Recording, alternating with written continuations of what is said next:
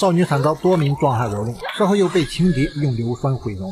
为了报复这些作恶之人，女孩化作怨气深重的厉鬼，藏于古画之中，一旦被标注，就会死无葬身之地。这就是越南史上最恶毒的木衣诅咒。友情提示：本片全程高能，不过在广大网友的建议下，已加入高能预警，胆小的朋友请放心观看。电影开始，姐姐从水池里捡到一枚钻戒，就在她满心欢喜的细细端详时，却被调皮的妹妹一把夺了过去，来到父亲面前不停地炫耀。父亲叫黎正，是个著名的画家，看到两姐妹互不相让，直接将两人赶回了房间。这时楼上传来异响，男人循声查看，来到一幅美女的画像前，就在他凝视之时，一个白衣女人从身后缓缓靠近。男人察觉到异响，猛地一回头，可身后并无异常。诡异的是，当他回过头后，美女画像却突然消失不见。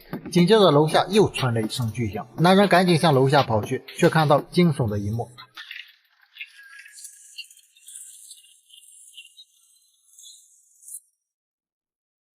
画面一转，来到几十年后，女主小美是一名画廊工作者。这天她应邀参加老同学阿杰的追悼会，没想到当她离开时，却意外遇见了多年未见的闺蜜小丽。对方一脸忧郁，好似有什么难言之隐。一番简单的寒暄后，便邀请小美到家中做客。小美很爽快地答应下来，没想到她家竟是偏僻郊区的一栋百年阴宅，同时也是画家黎正之前的住所。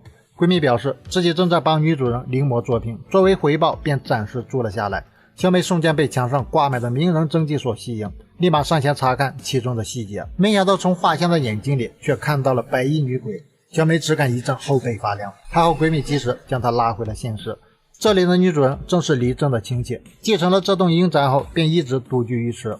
晚上小美来到厨房煮面，诡异的事情再次发生，打鸡蛋时里面竟爬满了肉虫。可闺蜜却说这些都是新鲜的食材。饭桌上，闺蜜又故意打开社交软件，播放了阿杰之前拍摄的短视频。小美一脸难堪，便来到了卫生间冲凉，没想到阿杰的鬼魂却突然出现。遇到这一系列的诡异现象，说明这里肯定不干净，可小美却丝毫没有放在心上。此时闺蜜正在装模作样的作画，小美顺手拿起一本老旧的相册，里面除了黎正一家3口的照片外，还有一个陌生的男人。闺蜜表示他正是黎正的好友阮公子，年轻时对一个叫木仪的女孩一见钟情，阮公子为了表达心中爱意，不仅给对方画了一张自画像，还买了一对钻戒作为定情信物。阮公子的未婚妻红衣女发现两人的地下情后，就找了一群小混混对木仪百般蹂躏。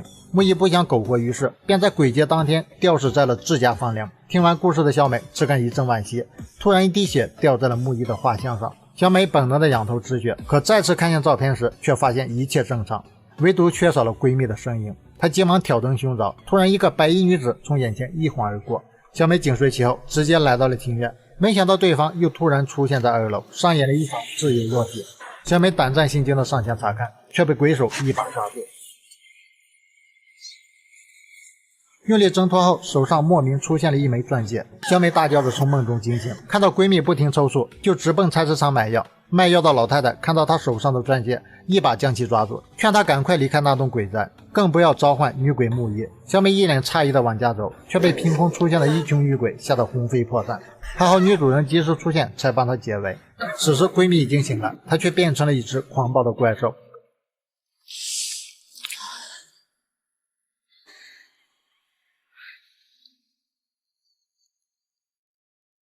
可当小美见到闺蜜后，一切又恢复了正常。她本想和闺蜜道别，可对方却执意要她再留一晚。小美无法拒绝，只好答应下来。就在她洗碗时，楼上又传来诡异的声响。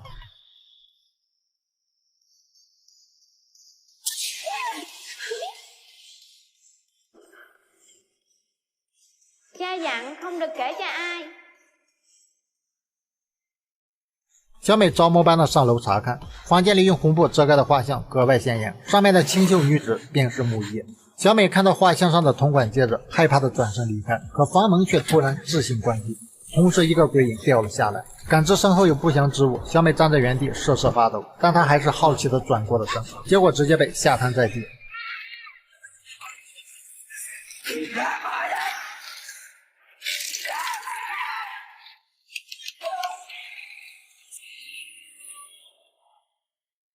一番刺激的精神恐吓之后，周围又恢复了正常。小美赶紧下楼逃命，却看到了更恐怖的一幕。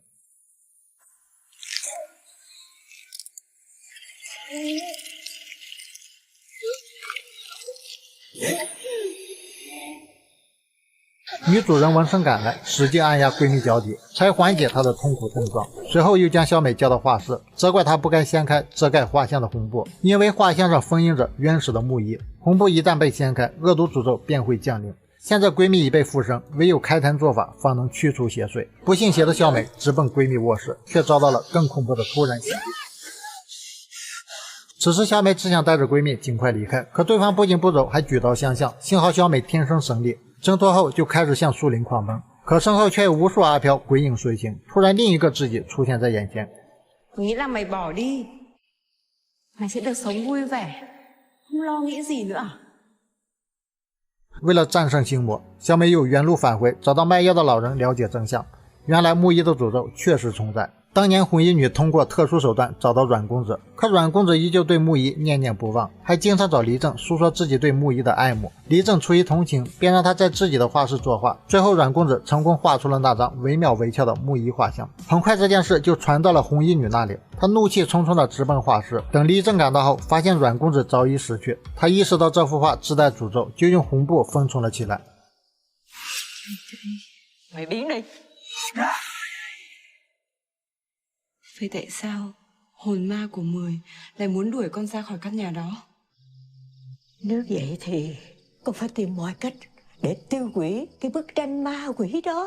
了解到来龙去脉的小美第一时间返回鬼宅拯救闺蜜，可对方早已被女鬼绑在了法阵中央。闺蜜痛苦地说出藏在心底的秘密，原来阿杰曾是闺蜜的男友，可小美却背着自己和阿杰搞在了一起。闺蜜得知此事后伤心不已，不幸的是在她回家的路上被2个壮汉趁虚而入，玷污了她洁白的身体，这让她心里更加怨恨小美的存在，便独自一人来到充满诅咒的阴宅。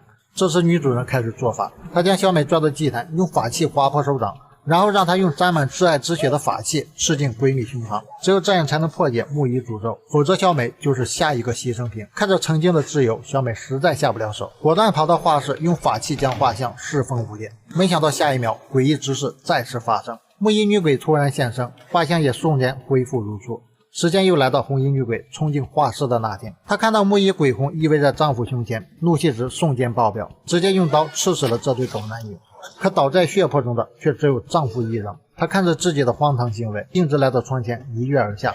由于死前执念太深，死后便化作冤魂，打扮成木仪的样子在这里作怪。